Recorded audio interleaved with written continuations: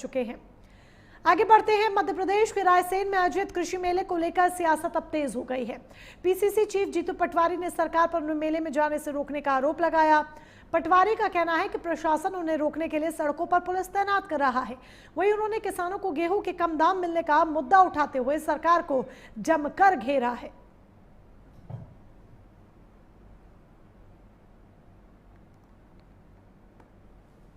आपका गेहूं एमएसपी पे क्यों नहीं खरीदा जा रहा है और आप सस्ते में क्यों बेच रहे हैं? लगभग 20 लाख कुंटल गेहूं 2000 रुपए से नीचे किसानों ने ओपन मंडी में, ओपन मार्केट में, सरकारी मंडियों में बेच दिया। सरकार ने खरीदी देरी से की। आज भी स्थिति ऐसी है कि जब मंडी में अनाज बिक रहा है, वो गेहूं लगभग 2200, 2300, 2000 इस भाव से मिल रहा है। मतलब हर किसान को पर कुंटल का 400-500 रुपए का नुकसान हो रहा है।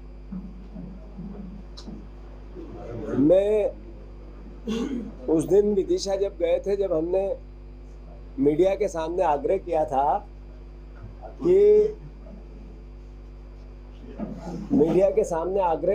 कि हम कृषि मेले में भी जाना चाहते हैं, पर कृषि मंत्री के नेतृत्व में कृषि मेला हो रहा है, देश के कृषि मंत्री के। वहाँ केंद्रीय रक्षा मंत्री आदरणीय राजनाथ सिंह जी भी आए। आज नितिन गडकरी जी भी रोड मिनिस्टर वहाँ पे हैं। मध्य प्रदेश के सारे लगभग कई विभागों के मंत्री और अधिकारी उस कृषि मेले में, शिवराज जी ने जो प्रचार प्रसार किया और उसके अंतर्गत उनकी भी ड्यूटी लगी। क्योंकि मैं बार बार किसानों के हितों को लेकर कांग्रेस पार्टी सजग है और सरकार का ध्यान आकर्षित करती है। और आगे बढ़ेंगे। प्रधानमंत्री नरेंद्र मोदी के कल होने वाले उत्तराखंड दौरे को लेकर बीजेपी ने पूरी तरीके से ताकत झोंक दी है। देहरादून में 12 किलोमीटर लंबा भव्य रोड शो होगा, जिसमें कार्यकर्ता प्रधानमंत्री का पुष्प वर्षा से स्वागत करेंगे। प्रदेश अध्यक्ष महेंद्र भट्ट के अनुसार ये कार्यक्रम ऐतिहासिक होगा। पीएम मोदी के प्रति प्रदेश की जनता का स्नेह एक विशाल जनसैलाब के रूप में सड़कों पर दिखाई देगा।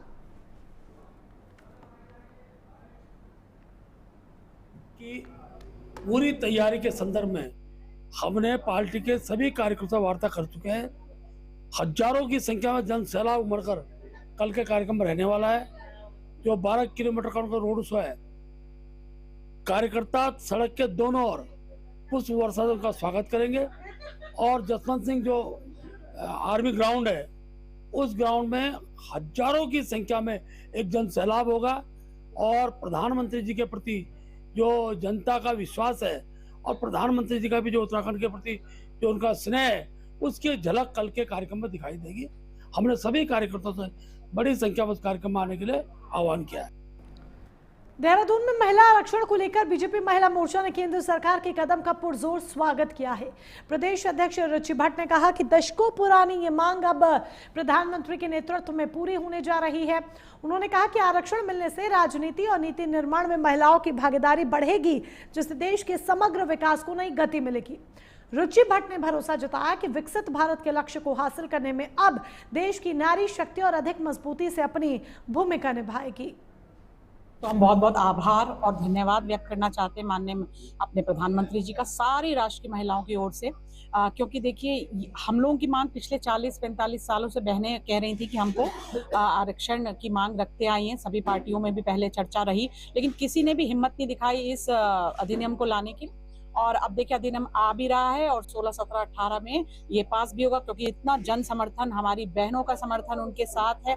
और उन्होंने यही बातें रखी कि कैसे मैं बहनों की बातों से प्रेरित हुआ, कैसे मैंने बहनों को आगे बढ़ते हुए देखा। उन्होंने अपने पुराने किस्से सुनाए, जिसमें उन्होंने बताया कैसे वो एक पंचायत की महिला से उनको मार्गदर्शन आज भी मिलता है। तो उन्होंने कहा पॉलिसी मेकिंग एक ऐसा विषय है जिसमें बहनों की